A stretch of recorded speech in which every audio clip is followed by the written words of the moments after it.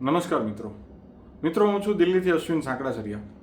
આ 2 દિવસથી સોશિયલ મીડિયામાં અને હવે તો ટેલિવિઝનમાં પણ જોયું, એટલે સોશિયલ મીડિયા સુધી હતું ત્યાં સુધી તો સમજ્યા કે વિષય ચાલતો છે, પણ હવે ટીવી ચેનલોમાં ન્યૂઝવાળાએ જ્યારે છાપ્યું અને બતાડ્યું કે પાટીદાર સમાજની 2 કલાકાર દીકરીઓ એમણે બીજા સમાજમાં લગ્ન કર્યા, એને આપણે આંતરજ્ઞાતીય લગ્ન શબ્દ આપ્યો અને સમાજે એની બહુ ઘોર નિંદનીય કામ છે આવું કીધું. બરોબર, એટલે પાટીદાર સમાજની અંદર આ દીકરીઓએ બીજા સમાજમાં લગ્ન કર્યા અને એ પણ બંને કલાકાર દીકરીઓ છે.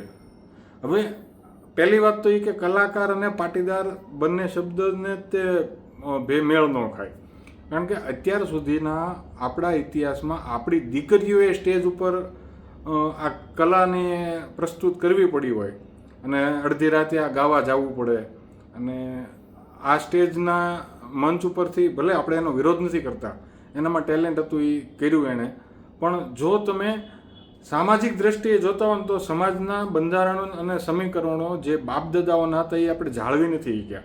આ દીકરીઓ જ્યારે સ્ટેજ ઉપર અડધી રાતે તે ઉજાગરા કરીને ગાયને પોતાનું પરિવારનું ભરણ પોષણ કર્યું, એમ જ માનો ને કે પરિવારના બીજા સભ્યો એ કમાણીથી જ તે એના રોટલા ટેક્યા એમ તો ન કહેવાય, પણ એની કમાણી ખાધી જ નહીં. હવે જ્યારે એ દીકરીઓ બીજા સમાજમાં લગ્ન કર્યા અને એની પાછળના કારણોમાં આપણે ઉતરશું ને તો વળી મને પછી એમ કહે કે આ પાટીદાર સમાજનો ગદ્દાર છે, એટલે ગદ્દારની વાત બિલકુલ નથી. પણ જ્યારે આપણે અરીસો એક આંગળી બીજાને ચિંતા હોય ને ત્યારે પાછળની તણ આપણી તરફ હોય, અને એ 3 આંગળીઓ આપણી તરફ હું ઈશારો કરે છે ને એ આરોવાર બોલવું પડે.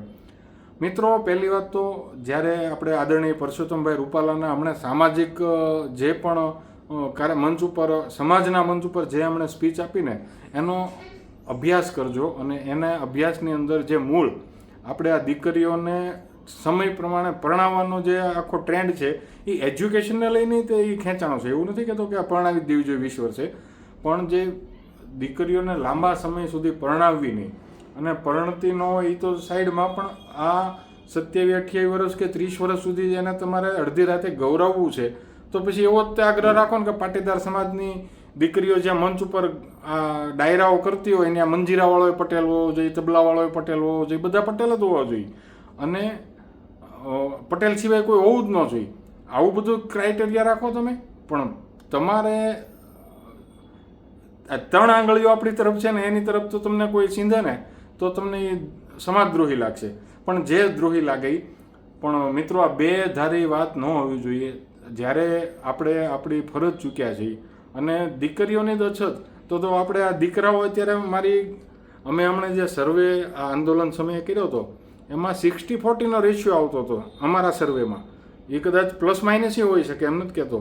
આપણા સમાજમાં એટલે પાટીદાર સમાજમાં આગેવાનોએ જે ચિંતા કરવાની હતી ને, જ્યારે સ્ત્રી ભ્રૂણ હત્યા છે, બેટી બચાવો આપણે નથી કરી કે એ સમયે જે ભૂલ થઈ ગઈ છે એ ભૂલનું પરિણામ અત્યારની આ નવી જનરેશન ભોગવે છે. અને નવી જનરેશનને તમારે ચડાચડીમાં દેખાદેખીમાં જે રીતનો બધાને લાઈફસ્ટાઈલ છે, બધાને એક હરખું જ રહેવું છે, કોઈને કોમ્પ્રોમાઇઝ કરવી નથી, આવા સમયગાળા દરમિયાન આજે પરણ્યા વગરનો રહી જાય છે ને એ આખો એક ગાણ તો તમે જોતા જ નથી કે આનું શું કરશું આપણે. પણ જે દીકરીઓ આપણી ભૂલે એટલે કે સમાજની ભૂલે જેને આ મહેનત કરી છે અને કલાકાર થઈને એ લોકોથી પ્રેમ થઈ ગયો એમ માનો, અને એના લગ્ન થઈ ગયા. હવે લગ્ન થઈ ગયા બાદ તમે સમાજ એનો બહિષ્કાર કરે. હવે તો આપણા જે વાંઢા રહી જાય છે એ છોકરાઓ માટે આપણે આ બાજુ જે અમુક વિસ્તારોમાં જે પરણાવવા નીકળ્યા છીએ, અને હવે તો અમુક વિસ્તારો નહીં, આપણે બીજા રાજ્યના પટેલો પાસે ગયા છે, એ પટેલો જ છે એટલે એનો વાંધો નહીં, પણ આપણે બીજી જ્ઞાતિઓમાં જ લગ્ન કરતા થયા છીએ તો એ લોકો ત્યાં ધોકા લઈને ઊભા રહેશે તો કે ભાઈ પટેલો આવે અને આ દીકરીઓ દેવી જ નહીં. આપણે આ આદિવાસી બેલ્ટ છે એ બધો એ બાજુના જે પરણાવવાનું હમણાં શરૂ થયું છે ટ્રેન્ડ, તો એ લોકોએ આપણને આ જ નજરથી જોવા માંડે તો આપણે આ જે વિદ્યા ઘીટા છે ને એને નહીં પરણાવી શકવી. આ એટલા માટે કહું છું કે મૂળ આપણે આપણા મુખ્ય મુદ્દાથી મુખ્ય ભૂલ છે એ એક્સેપ્ટ નથી કરતા, અને બીજી તરફ ટ્રેક રેકોર્ડ હાંક્યા જાય. અને મીડિયાને બહુ મજા આવે, પટેલો આવી રીતને જો માથાકૂટમાં ઉતરે ને તો એનું પતન આપોઆપ થઈ જવાનું છે.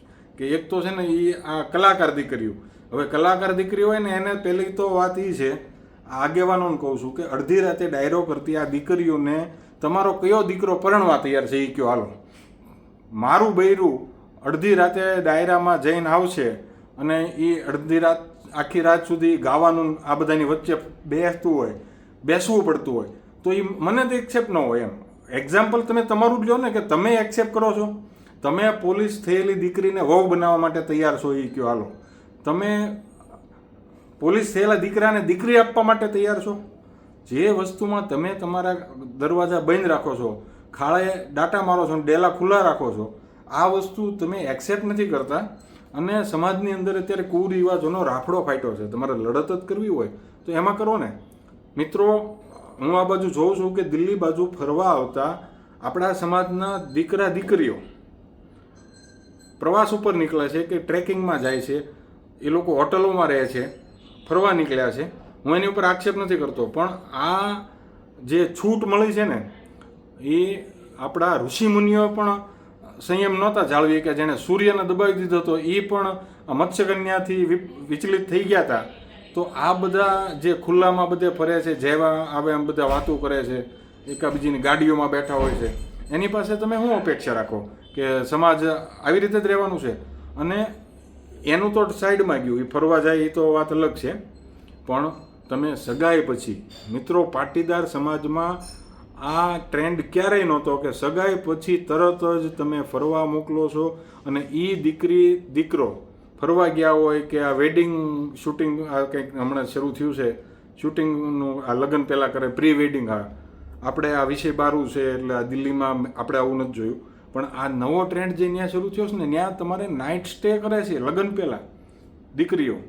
અને એ દીકરીઓ નાઇટ સ્ટે કરતી હોય ત્યારે તો હોંશે એમ કહે છે કે મારા મમ્મી તો બહુ સારા હો, મને તો જવા દે, મને તો રાત રહેવા દે. મિત્રો, આ કોઈકને ખબર પડી હોય ને તો એ દીકરીનું ફરીવાર સગાઈ ન થાય. પણ અત્યારે એ ટ્રેન્ડ થઈ ગયો છે અને એમાં નાઈ નથી પડાતી કે ભાઈ સગાઈ પછી તો આખું ગામ રાત રહે છે. સગાઈ પછી લગ્નની વાત અલગ છે, સગાઈ પછી નાઇટ સ્ટે આખું ગામ કરે છે એમ આપણા સમાજનો મોટા ભાગનો વર્ગ કહે છે. તો આપણે ત્યાં તો આપણે આંખ આડા કાન છે, ત્યાં ગાંધીજીના વાંદરા થઈને બેસવાનું. પણ જો આ આપણી ભૂલે આ પટેલ સમાજની દીકરીઓને આ મંચ ઉપર ડાયરા કરીને પેટ ભરણ પોષણ કરવું પડતું હોય અને એનો એ જ વર્ગ, આ વિરોધ કરવાવાળો વર્ગ સામે બેઠો હોય, તાળીઓ પાડતો હોય, વાહ બેન વાહ, અને ત્યારે પછી એના લગ્ન થાય વાહે મંજીરાવાળા પાસે, તબલાવાળા પાસે, તો એ ભૂલ કોની?